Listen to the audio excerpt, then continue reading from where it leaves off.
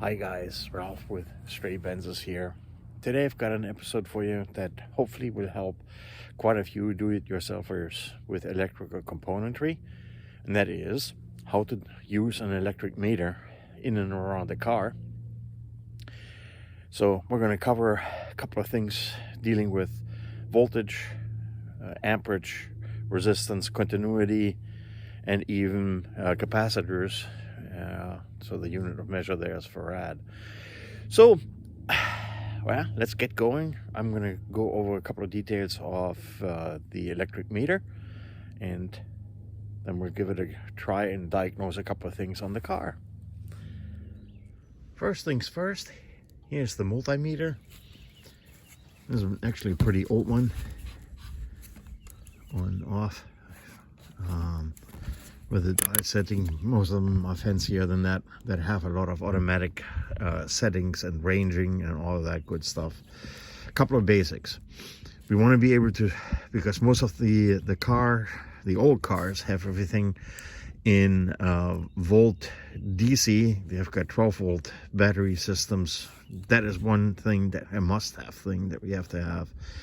We need to be able to have something that lets us measure the amperage in for the diode current.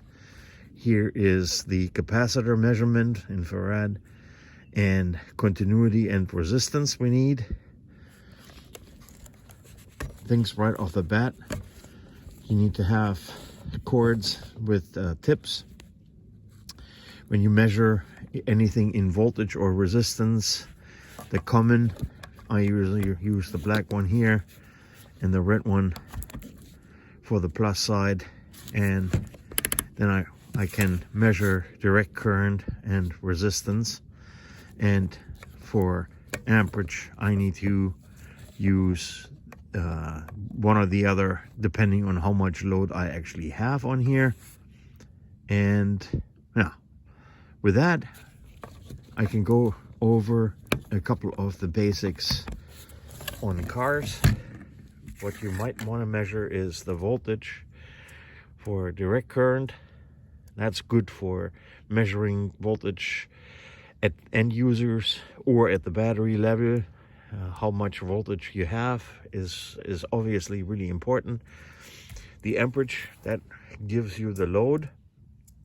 That comes in handy for especially on older cars where you have dead batteries, even if they're brand new.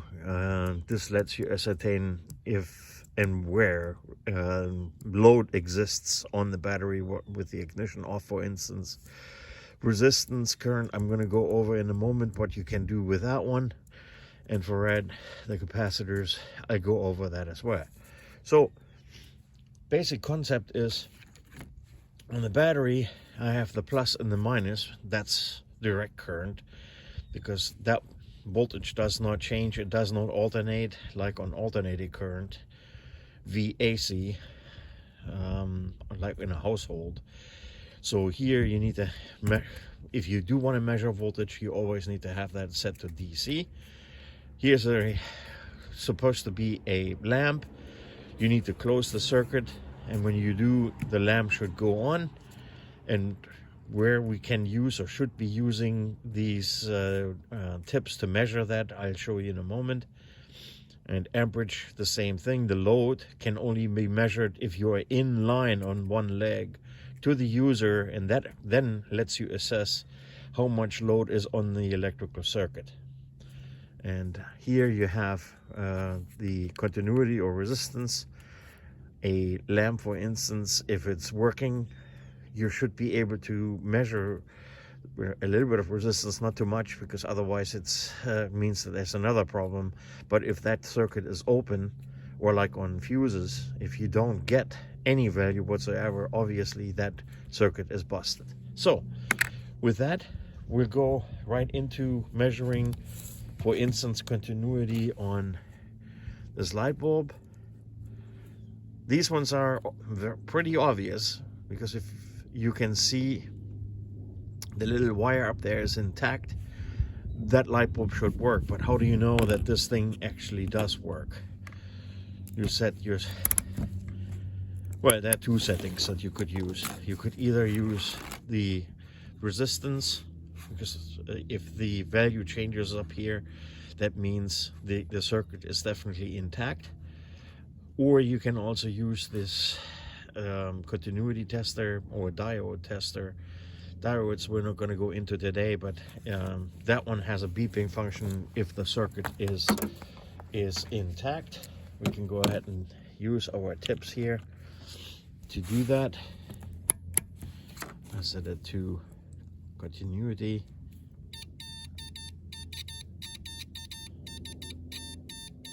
See, those two circuits are intact. Fuses, same thing. You hold it on one side and you go to the other on the other side, and that little bugger better be intact. Yep, so that's with that setting, but you can also do that with the setting here. There you go. This is open, that means that goes into infinity. If it's closed on this one, there shouldn't be any resistance on such a small little thing. And the same thing here with the light bulb, we can do that again too. There's a little bit of resistance because the wire is pretty long, pretty sturdy, but you get the idea. So that comes in pretty handy if you have especially these teeny tiny light bulbs. All right. Another use of the electric meter is if you set it to capacitor. These two ports here are for measuring what the value is for capacitors. You will find a lot of these fail in, this is the automatic cruise control controller, and once you open it, older ones, they will fail. These little things here called capacitors, they start leaking their small, it's not a charge, but the insulation fails on them. And this is a little one with 10 microfarad, and if you now put this in to measure, takes a while. You should be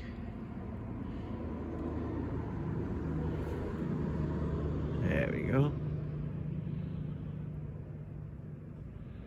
Takes a while for it to equalize and come to a steady state. It's still climbing.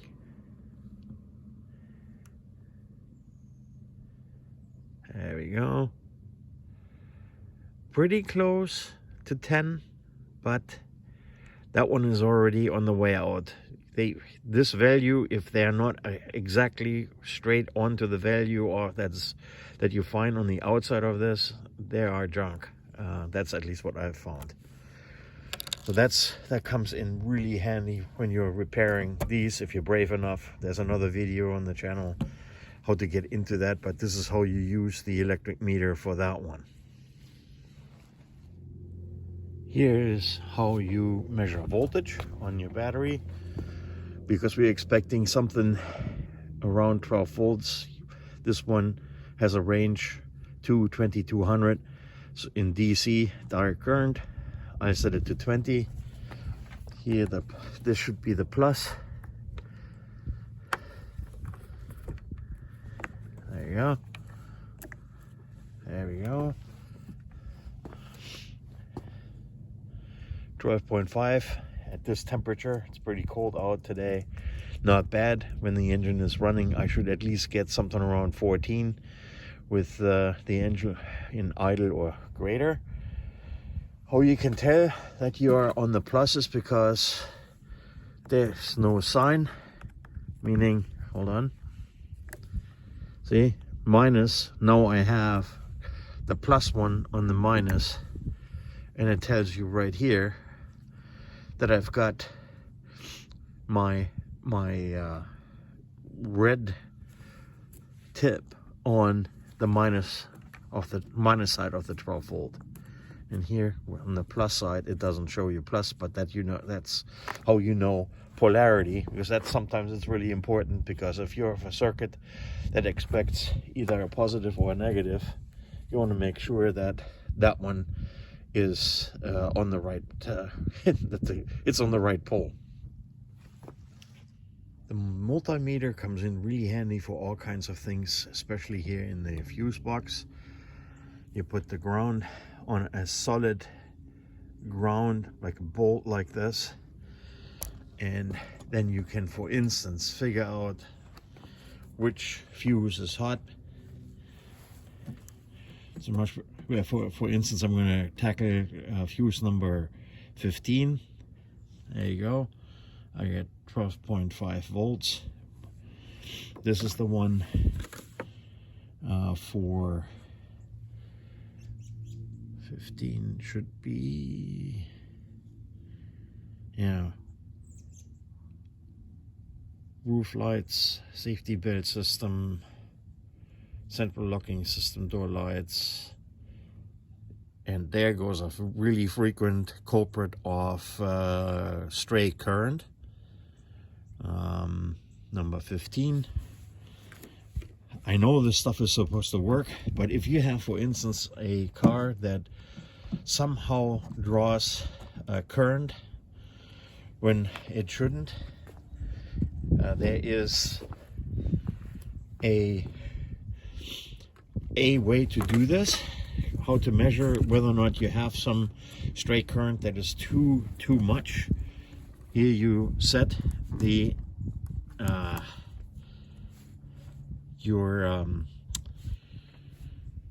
your tips over to the amp side. Let's see how many amps we might have. I'm gonna set it to this value here, and then we're going to extract the fuse on this. There we go. And we're going to put the tip like so on one side, because now we are closing the circuit by using the amp meter, and that goes over. Let's see, that's over out of range. There we go. No, still too much. Let's see. Aha. And I know I have about 9.4 milliamps load on this circuit. That's okay, because again, power to the antenna is there all the time. But if you have much more than this, you know that your circuit is drawing too much load and it empties the battery. That is how you can tell if that's the case or not. The tester comes in handy very much for checking fuses. Here I've set this one to the Diode check, because to me it's really simple, because I can actually put this thing aside, and when I put, you need to have this one on the common and on the voltage side one in the common. It's of course a little loud here, you can't hear it, of course.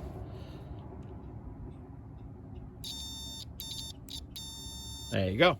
So with that, you can, there's this big blade fuse here is sometimes the culprit, because sometimes you can't see the little crack in it. And you can even do that without having to disconnect the voltage. But you put this on the two terminals. This is okay. This is okay. Because sometimes you just don't know if you actually have a good contact. you put the tip on one side of the fuse and the other one up here on the brass and the copper contact, and you can then flush out if you have a busted fuse that's not working. Another infamous fuse is this blade fuse here. That should be the one for the aux fan. That one is okay. There is way down in there. There should be. You can. I don't think you can. There it is. That white little brick-looking thing. Yeah. That is the resistor for the aux fan. That one goes up to one of these relays up here. So once you check the wiring diagram, actually you don't need to, because here the contacts are explained of which one goes to the resistor, for instance, and you can go down into the socket and measure the resistance if that resistor is busted or not, or even connected. But that might sometimes explain why why your aux fan is not working, or why fuses are popping. What's really helpful is to get a variety of tips, meaning these are the basic ones, very versatile. But the problem is you need to typically hold them in your hands, and you do all kinds of things with them. So sometimes it's really good to have alligator clips that attach like this, and no, you don't have to hold it, and you can actually clip this in place, which is good. Sometimes you can replace those tips with small little hooks like this that grab a hold of to the end of the wire, or the small little device here, for instance. That comes in handy on these, and you can do your measurement without having to hold them. This one is a really helpful one. These two little contacts here now let you go into circuit boards, and you don't need to hold that, which is awesome. And the next one I'm going to go over are these that have these tips that have razor sharp small little tips. They come in really handy for flushing out broken wires. On trunk lids, they're the wire to the interior light of the trunk, for instance, that is going up and down with the trunk lid, so the cabling gets stressed really bad and might break over time. So what you normally do is, like, I'm going to demonstrate that real quick. You have these wires on the car, and like, how in the world do you know that your wire from one side to the other is actually working? So here you take those tips off, put them on my regular tips, and what you can do with these, you can pierce the wire in place like so. Be careful not to stab yourself. And of course, this is so cold, everything is so tough. But you pierce, you get the idea, you pierce the wire with it, and you can do that at any place in the car. And here you would do that with one side, and then you can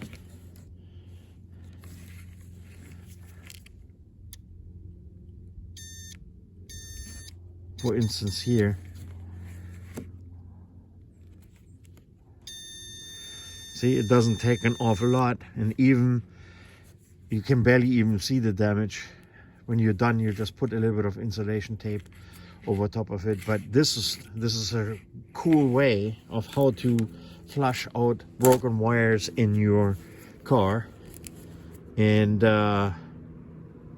yeah, that's especially on the models. The 124 is notorious for the wire harnesses to develop cracks and stuff like that. So that's a good way to determine which wires might be broken. All right, another episode of Stray Benzes is in the books. Hopefully the weather is going to improve and it's going to get a little warmer to start working on cars again. And I hope you have been working on your old classic cars.